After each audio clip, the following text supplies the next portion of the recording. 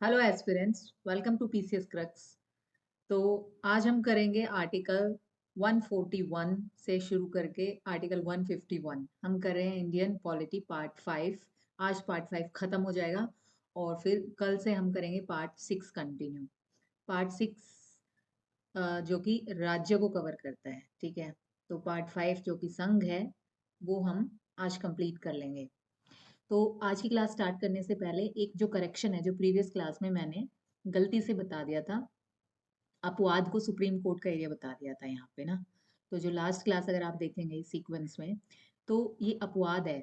Original jurisdiction में सिर्फ centre versus state, state versus state और centre plus state versus other states है।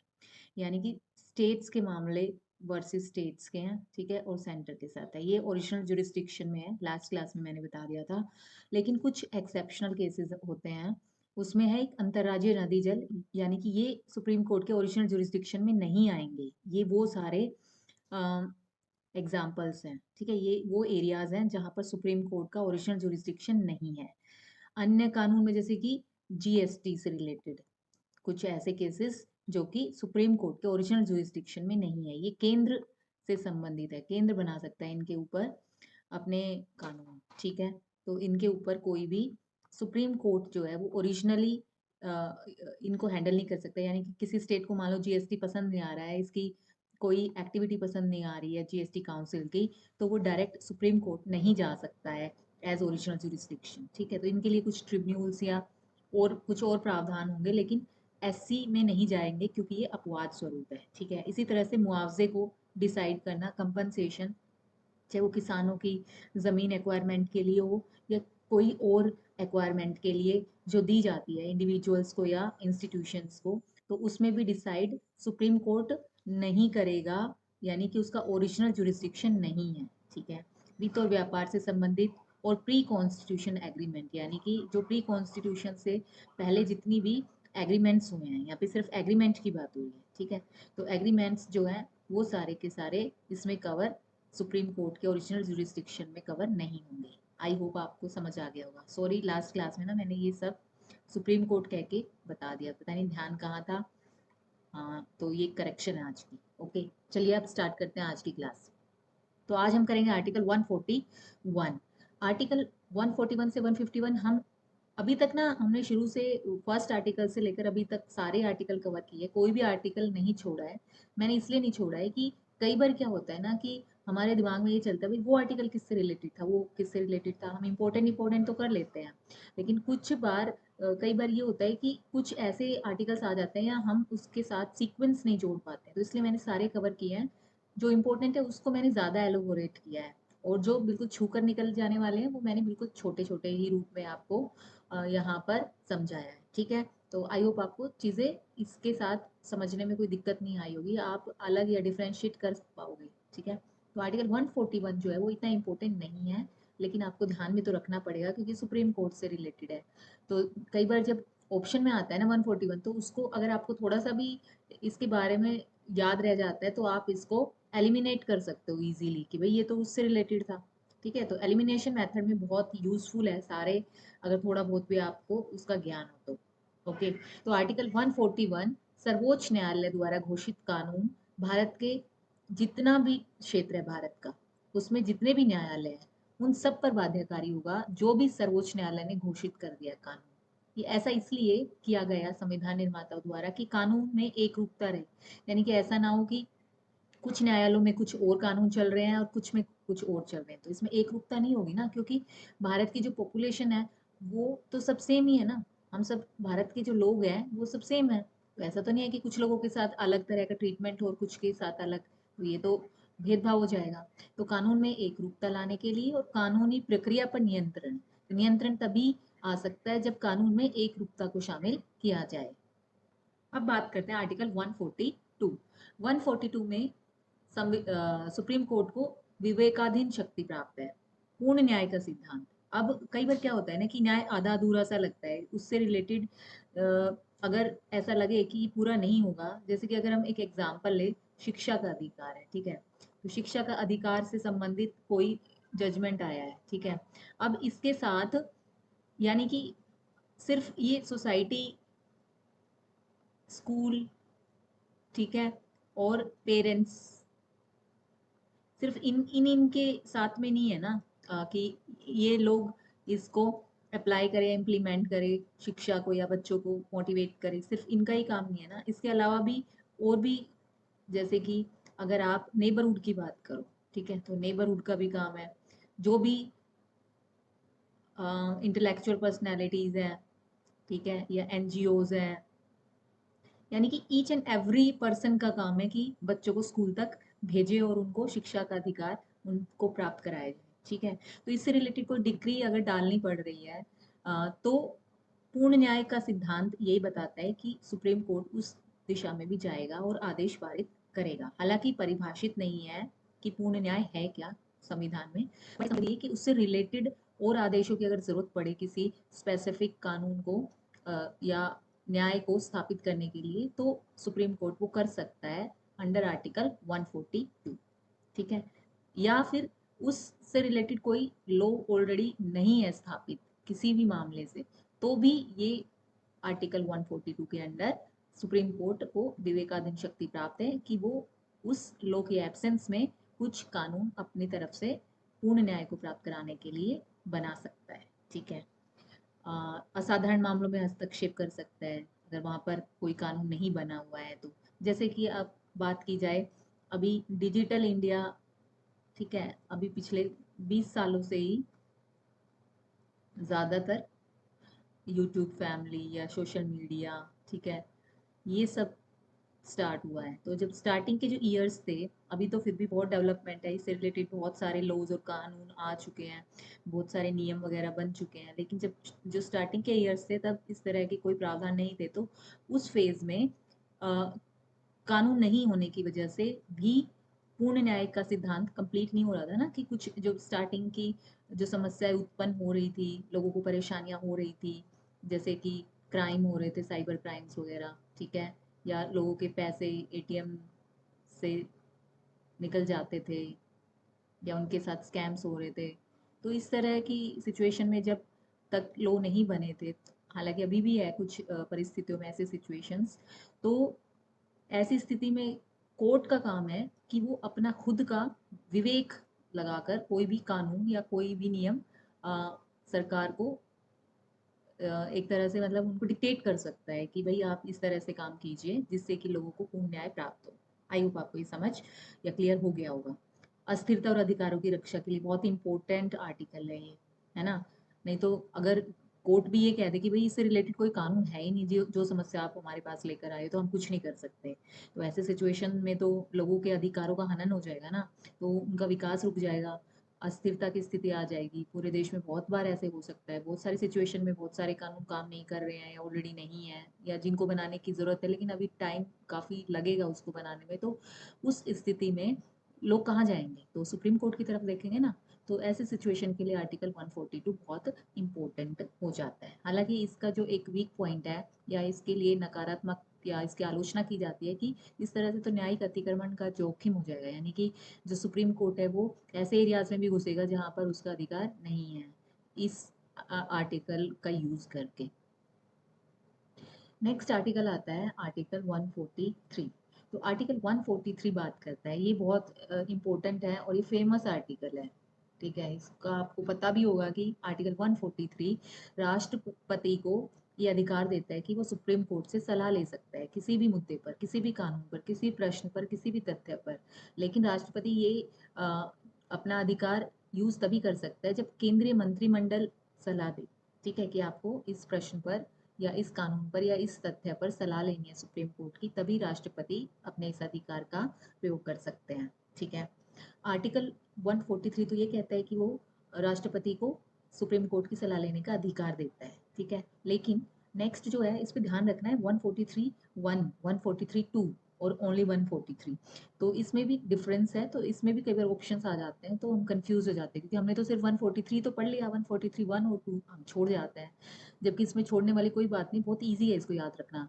देखिए 143(1) में राष्ट्रपति लोक महत्व पर कानून या किसी भी प्रश्न पर या किसी भी तथ्य पर सुप्रीम कोर्ट की सलाह लेने का लेने के लिए जा सकते हैं। लेकिन यहाँ पर सिर्फ एक बात याद रखनी है कि यहाँ सलाह लेने का अधिकार है सुप्रीम कोर्ट को 143 में, लेकिन 143(1) में लोक महत्व के किसी भी कानून या तथ्य पर प्रश्न या सलाह लेने का अधिकार है, लेकिन सलाह दे या ना दे इसका अधिकार भी सुप्रीम कोर्ट को है यहाँ पर। तो ये ध्यान रखना है कि सुप्रीम कोर्ट को यहाँ पर पूरा अधिकार है कि वो सलाह दे या ना दे, जबकि 143(2) में सुप्रीम कोर्ट को सलाह देनी ही होगी। ठीक है, 141 में सलाह दे ना दे सुप्रीम कोर्ट की मर्जी है, पर 143(2) में सुप्रीम कोर्ट को अपनी सलाह देनी ही पड़ेगी।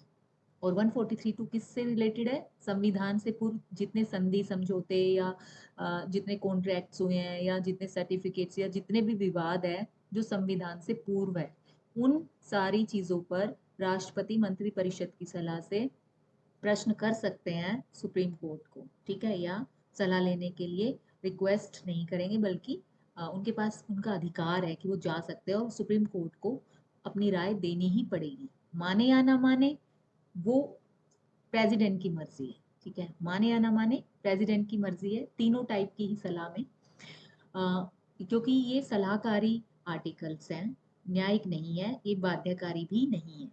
ठीक है, 143(1) में एक सलाह दे या ना दे की पोजीशन आई थी। राम जन्मभूमि जो मामला आया था 1993 में, तो वहां पर सुप्रीम कोर्ट ने मना कर दिया था। ठीक है, अमूमन तो वो अपनी सलाह दे देते हैं, लेकिन कुछ स्पेसिफिक एरियाज में वो मना भी कर रहे हैं। तो ऐसी स्थिति में एक एग्जाम्पल आप याद रख सकते हैं, राम जन्मभूमि मामले के संदर्भ में सुप्रीम कोर्ट ने मना कर दिया था कि वो सलाह नहीं देंगे। ठीक है, अब जो रीसेंट जो एग्जाम्पल है, तो रीसेंट एग्जाम्पल जो है वो है आर्टिकल 200 और 201 से संबंधित है। 14 प्रश्न प्रेसिडेंट ने पूछे हैं, ये परामर्श लिया है, सुप्रीम कोर्ट के लिए भेजे हैं 14 प्रश्न। ये जो केस था, ये मतलब किस संदर्भ में भेजे हैं? जो तमिलनाडु वर्सेस तमिलनाडु के जो राज्यपाल हैं, 2023 की बात है ये। तो यहाँ पर सुप्रीम कोर्ट ने एक जजमेंट दिया था कि भाई जो भी प्रेसिडेंट है या गवर्नर है, उनको समय सीमा के अंतर्गत जितने भी पारित विधेयक है उस पर कार्रवाई करनी पड़ेगी। यानी या तो वो मना कर दे, या वो यानी कि रिजेक्ट कर दे या तो उस विधेयक को, या फिर उसको साइन कर दे। ठीक है, कुछ तो करे, ये नहीं कि लेके बैठे रहेंगे कई कई साल तक, ऐसा नहीं चलेगा। तो विद इन टाइम, यानी कि समय सीमा एक निर्धारित की जाएगी, उसके अंतर्गत उनको कोई ना कोई कार्रवाई करनी ही पड़ेगी। तो ये जजमेंट दिया था सुप्रीम कोर्ट ने। तो इसी के अगेंस्ट 14 प्रश्न पूछे थे प्रेसिडेंट ने सुप्रीम कोर्ट से। ठीक है, अब जो याद रखने वाली बात ये है कि 143 का जो उपयोग है ना, वो जितने भी स्थापित न्यायिक निर्णय हैं, यानी कि जो सुप्रीम कोर्ट न्यायिक निर्णय ले चुकी है, जिनकी जो चल रहे हैं, जो चलन में है, जो स्थापित हो चुके हैं, उनको ना तो समीक्षा करने के लिए या उनको ना ही पलटने के लिए इन सारे 143 के अंतर्गत आने वाले क्षेत्राधिकारों का प्रयोग नहीं किया जाएगा। ठीक है, अब बात आती है आर्टिकल 144। देखिए 144 जो है वो एक तरह से सुप्रीम कोर्ट को जितने भी सिविल और न्यायिक प्राधिकारी है, भाई सुप्रीम कोर्ट ने कोई जजमेंट दे दिया, अब ऐसा तो नहीं कि वो लागू भी वो कर देगा, या सहायता के लिए उसे कोई ना कोई तो चाहिए ना, तो सहायक चाहिए होंगे उसको लागू करने के लिए अपने फैसले को, है ना। फैसला दिया कि भाई राज्य ये करेगा। ठीक है, अब राज्य तक जाने के लिए, लागू कराने के लिए सुप्रीम कोर्ट तो खुद तो जाएगा नहीं, तो ये ऑब्लिगेशन हो जाती है राज्य की। ठीक है, यानी कि सुप्रीम कोर्ट की बात को मानने के लिए, यानी कि अवमानना नहीं की जा सकती, तो सबको सहायक बनना पड़ेगा। तो इसमें चाहे न्यायिक प्राधिकारी हो, ठीक है, या सिविल सेवक हो, सब इसके साथ सहायक बनेंगे और सहायक बनकर उस स्पेसिफिक जजमेंट को इम्प्लीमेंट कराने में सहायता करेंगे। ठीक है, तो इसमें एक एग्जांपल आप देख सकते हो, जैसे सबरीमाला केस था। ठीक है, सबरीमाला केस था कि लड़कियों को जो आई थिंक जो प्यूबर्टी जिनकी हो जाती है, उन लड़कियों को एंट्री पर रोक थी। ठीक है, तो सुप्रीम कोर्ट ने कहा कि नहीं, ये नहीं है, ऐसा नहीं होना चाहिए। तो सभी को ये हक है कि वो एंटर कर सकती है सबरीमाला में। ठीक है, तो एंट्री का अधिकार दिया। तो एंट्री का जब अधिकार मिला तो वो ऑन पेपर तो रहा, लेकिन उसको लागू करना बड़ा मुश्किल था। तो इसको डिक्टेट किया कोर्ट ने सिविल सेवकों को कि आप जाकर देखेंगे कि ये इम्प्लीमेंटेशन हो रहा है अच्छे से, ठीक है। तो इम्प्लीमेंटेशन के लिए या एग्जीक्यूशन के लिए जो सहायक या जो सहायता चाहिए होती है सुप्रीम कोर्ट को, वो उपलब्ध कराई जाएगी। ये इसलिए भी ज़रूरी है कि न्यायपालिका की सर्वोच्चता बनी रहे, यानी कि सबको उनका जजमेंट मान्य होना चाहिए, और वो तभी होगा जब वो उनके अकॉर्डिंग काम करेंगे, ठीक है। अब बात आती है आर्टिकल 145 में। 145 आर्टिकल जो है वो सुप्रीम कोर्ट को प्रेसिडेंट की अनुमति और स्वीकृति की जरूरत पड़ती है सुप्रीम कोर्ट को, ठीक है। किस लिए? नियम बनाने के लिए। सुप्रीम कोर्ट के जो कुछ नियम बनेंगे वो किन की सहमति से, स्वीकृति से बनेंगे? प्रेसिडेंट की। तो सुप्रीम कोर्ट पहले स्वीकृति लेगा प्रेसिडेंट की, जो भी वो कार्यप्रणाली और प्रक्रियाएं करता है एज अ कोर्ट, उसके लिए नियम बनाने की जो जरूरी नियम बनाने की जो आवश्यकता होती है, तो उसके जो अधिकार मिलेंगे प्रेसिडेंट की स्वीकृति से, ठीक है। ये इसलिए जरूरी हो जाता है कि एक तो वो स्वायत्त अथॉरिटी, यानी कि उनकी अथॉरिटी रहे सुप्रीम कोर्ट की, और कुशल संचालन सुप्रीम कोर्ट का चलता रहे, ठीक है। जैसे कि इसमें एग्जाम्पल है संवैधानिक पीठ वगैरह, है ना, जिसमें कि 5 जजेस एटलीस्ट होने चाहिए। दूसरी जगह पे पीठ बनानी होती है ना, एक कोर्ट है उसका दूसरा पीठ बनाना है, ठीक है। तो उसके लिए यानी कि कार्य संचालन के लिए या नियम बनाने का जो अधिकार है वो आर्टिकल 145 देता है। इतना इंपॉर्टेंट नहीं है बट आप ध्यान रख सकते हो। उसके बाद है आर्टिकल 146। ये भी इतना इंपॉर्टेंट नहीं है बट आपको एक बार तो ध्यान रखना पड़ेगा कि भाई 146 आर्टिकल ही है जो एससी के यानी कि सुप्रीम कोर्ट के जितने भी कर्मचारी है, जितने भी अधिकारी है, उनकी नियुक्ति, उनकी सेवा शर्तें और जो भी प्रशासनिक व्यय है, ये सब खर्च करने का जो अधिकार है वो सुप्रीम कोर्ट को है। किसको? सीजीआई को अधिकार है, यानी कि जितनी भी नियुक्ति, सेवा शर्तें और प्रशासनिक व्यय है वो कौन कर सकता है? सुप्रीम कोर्ट के सीजीआई, यानी कि चीफ जस्टिस ऑफ इंडिया। तो उनको ये अधिकार देता है आर्टिकल 146। और ये जो खर्च है वो भारित होते हैं संचित निधि पर, ठीक है। वेतन भी, पेंशन भी और भत्ते भी, जो भी प्रशासनिक व्यय का मतलब है, जितने कर्मचारी हैं, जितने भी अधिकारी हैं, उनके वेतन, पेंशन और भत्ते वो प्रशासनिक व्यय का हिस्सा है जो कि संचित निधि पर भारित है। हालांकि कुछ पद ऐसे भी हैं, सबको सीजीआई नहीं नियुक्त करते। कुछ पद ऐसे हैं जिसमें कि प्रेसिडेंट नियुक्ति देते हैं, लेकिन यूपीएससी की सलाह से देते हैं, ठीक है। तो कुछ जो मेन इंपॉर्टेंट या बड़े जो पद हैं उनकी जो नियुक्ति है, उनमें से कुछ की नियुक्ति प्रेसिडेंट करते हैं बाय रिकमेंडेशन ऑफ यूपीएससी, ठीक है।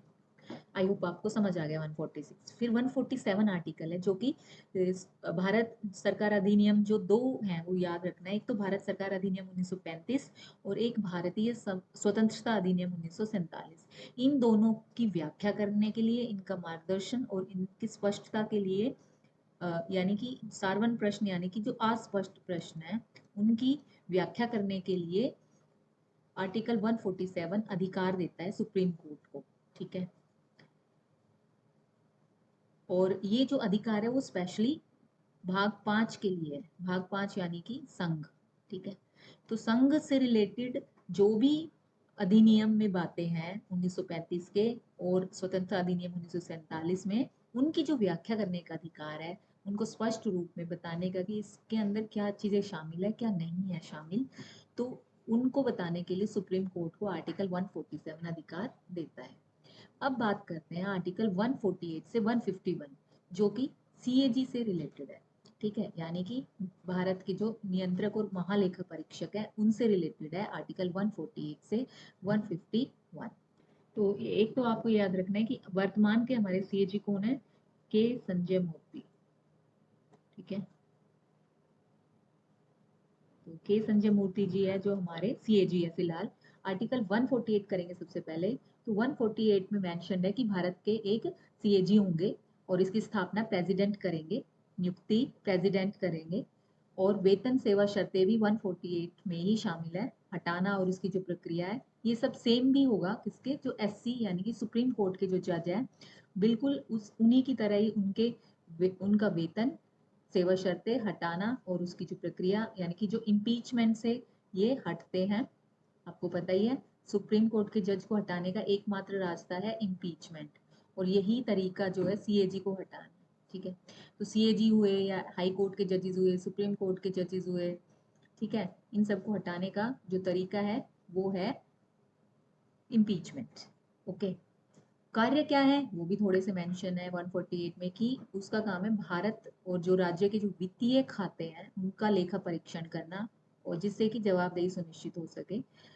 यानी कि जो हमारा सार्वजनिक खजाना है उनका जो संरक्षक है वो है सीएजी। और सरकारी खजाने में क्या क्या चीजें शामिल है? संचित निधियां, आकस्मिक निधि, लोक खाते, सरकारी विभाग और जो सरकारी कंपनियां हैं, ठीक है, या लिमिटेड कंपनियां हैं जो आपको पीएसयूज जो है पब्लिक सेक्टर अंडरटेकिंग्स हैं, और भी बाकी जो गवर्नमेंट के जो इंस्टीट्यूशंस हैं उन सब की लेखा परीक्षा। यानी कि जहां पर भी गवर्नमेंट शब्द आ गया उससे रिलेटेड कोई भी ऑफिस हो, कोई भी कंपनी हो, कोई भी इंडस्ट्री हो, कोई भी एरिया हो, उन सब का लेखा परीक्षण सीएजी के द्वारा होगा, चाहे वो भारत सरकार की हो चाहे वो राज्य सरकार की। आर्टिकल 149 बात करता है सीएजी के कर्तव्यों और शक्तियों को परिभाषित करने का। ठीक है, तो इसमें एक तो ये मेंशन है कि ये संवैधानिक निकाय है। सीएजी जो है संवैधानिक है, जो संविधान में मेंशन है वो सारे निकाय संवैधानिक होंगे। तो ये संविधान में मेंशन है आर्टिकल 148 में ना, तो इसका मतलब ये संवैधानिक निकाय है। शक्तियां जो है वही मिलेंगी इनको जो संसद ने कानून द्वारा तय कर दिया। यानी कि कोई भी एक्ट पास हो रहा है, कोई भी लॉ बन रहा है ये लेखा परीक्षण से संबंधित, वही शक्तियां पूरी की पूरी सीएजी को हस्तांतरित हो जाती है। ये वित्तीय प्रशासन को हैंडल करता है एक तरह से। ठीक है, आपको पता ही है बजट में कई कमिटीज में इनकी रिकमेंडेशन होती है, इन्हीं के आधार पर घोटालों का पता चलता है, जितने स्कैम्स वगैरह होते हैं ऑडिट के बाद, है ना। यानी कि बहुत इम्पोर्टेंट एक निकाय है ये, फाइनेंशियल निकाय कह सकते हैं इसको, है ना। ठीक है, तो ऑडिट या वित्तीय प्रशासन के लिए एक इम्पोर्टेंट रोल प्ले करता है सीएजी का जो रिपोर्ट है, सीएजी की जो रिपोर्ट है। ठीक है, फिर आता है आर्टिकल 150। आर्टिकल 150 है वो बात करता है कि संघ और राज्य की जो लेखाएं हैं उनका रख रखाव के लिए एक प्रारूप निर्धारित करते हैं प्रेसिडेंट। ठीक है, प्रेसिडेंट एक बताएंगे, खाका तैयार करवाएंगे कि कैसे कैसे क्या क्या इसमें शामिल होना चाहिए। जैसे आपने देखा होगा ना, अगर आप एक सरकारी कर्मचारी है, कभी कोई रसीद या कोई कभी खाते देखे होंगे आपने सरकार के, तो हेड्स होते हैं। तो उसके लिए जो भी बजट में पास है या किसी कानून से पास है, व्यय करने की जो शक्ति है किसी भी डिपार्टमेंट की, वो उसी के अंडर ही कर सकते हैं। एक जैसे आप बैलेंस शीट बनाते होगे तो उसमें दो तरफ होता है कि एक तरफ व्यय है, एक तरफ आमदनी है यानी कि आय है, और एक तरफ व्यय है। तो उस तरह से निर्धारण होता है, यानी कि एक स्पेसिफिक खांचा होता है। तो वो जो प्रारूप कहते हैं, जिसको कि परफॉर्मा कहते हैं, वो निर्धारित करने का जो अधिकार है वो प्रेसिडेंट को है, और प्रेसिडेंट ये खाका तैयार करते हैं सीएजी की सलाह से। तो ये मेंशन है आर्टिकल 150 में। ऐसा इसलिए कि पूरे देश में एक जैसा समान रूप से और एक रूप तरीके से देश भर में प्रारूप बन सके। ठीक है, जैसे कि स्कूल्स की बात की जाए, ठीक है, तो मैं अगर स्कूल की बात करूँ तो वहाँ पर बहुत सारे फंड्स आते हैं। ठीक है, तो पूरे देश में, क्योंकि स्कूल हर जगह है, पूरे राज्य में भी है। ठीक है, शिक्षा यानी कि एजुकेशन डिपार्टमेंट हर जगह है। तो जितने भी एजुकेशन डिपार्टमेंट है अपने देश के, चाहे वो राज्य सरकारों के अंतर्गत हो चाहे वो केंद्र सरकारों के अंतर्गत हो, तो ऐसी स्थिति में क्या होता है कि सभी स्कूल्स का ऑडिट होगा कि भाई कितना पैसा आया, तो उनके बिल्कुल सेम टू सेम होगा, जिससे कि कंपैरिजन इजी हो जाएगा। ठीक है, कहाँ पर क्या खर्च हुआ, कैसे हुआ, तो प्रॉब्लम नहीं होगी उसको मेंटेन करने में, उसको चेक करने में, और अगर कहीं पर स्कैम हुआ है तो उसको पकड़ने में। तो इसलिए प्रारूप का निर्धारण एक रूप और समानता देश भर में लाने के लिए बहुत इंपॉर्टेंट फैक्टर हो जाता है। ठीक है, अब आता है आर्टिकल 151। आर्टिकल 151 बात करता है जो रिपोर्ट पेश की जाती है सीएजी के द्वारा, उससे रिलेटेड है। तो वो कैसे और कब और किस तरह से वो रिपोर्ट पेश करेंगे। तो जो रिपोर्ट है वो सीएजी प्रेसिडेंट को सौंप देते हैं। भाई जो भी रिपोर्ट है वो जैसी भी है पूरे साल की, वो प्रेसिडेंट को सीएजी सौंप देते हैं। प्रेसिडेंट का काम होता है कि वो संसद के समक्ष प्रस्तुत करेंगे। इसी तरह से राज्य में भी सीएजी जो है वो गवर्नर को सौंप देते हैं, और फिर गवर्नर का काम है कि वो लेजिस्लेटिव असेंबली या विधायिका के समक्ष प्रस्तुत करेंगे। ठीक है, तो गाइज ये था भाग 5 पार्ट 5। वैसे मैं आज सोच रही थी कि कुछ और भी करा दूं साथ में, लेकिन 2-4 मिनट तो थी, मैं क्योंकि आधे घंटे की क्लास में विश्वास रखती हूँ, क्योंकि फिर हम बोर हो जाते हैं, इतना ज़्यादा हम याद नहीं रख पाते हैं। पर कोई बात नहीं, नेक्स्ट क्लास में हम हाई कोर्ट और सुप्रीम कोर्ट का थोड़ा सा कंपैरिजन करेंगे पहले। ठीक है, उसके बाद हम करेंगे पार्ट 6 शुरू। पार्ट 6, ठीक है। मैं हाई कोर्ट और सुप्रीम कोर्ट का इसलिए कराना चाहती हूँ यहाँ पे कंपैरिजन। वैसे तो ये जब मैं हाई कोर्ट कवर कराऊंगी तब भी करा सकती हूँ, लेकिन थोड़ा सा अब क्योंकि सुप्रीम कोर्ट आपने अभी बिल्कुल ताज़ा ताज़ा किया है तो आपके लिए काफ़ी बेनिफिशियल हो जाएगा। अगर किसी का एग्ज़ाम अभी आने वाला है कुछ समय में तो उसके लिए और भी ज़्यादा फ्रूटफुल हो जाएगा, ठीक है। तो हम इस सीक्वेंस को आगे कल या नेक्स्ट क्लास में हम करेंगे, और तब तक आप इसको रिपीटेडली रिवाइज करते जाइए। और अगर आपको कुछ और स्पेयर्स में चाहिए वीडियो तो आप बता सकते हैं। अभी मेरे चैनल की रीच बहुत कम है, तो it will be very helpful अगर आप शेयर और सब्सक्राइब करेंगे, चैनल को लाइक करेंगे। चलिए नेक्स्ट क्लास में मिलते हैं, तब तक के लिए tata bye bye, take care.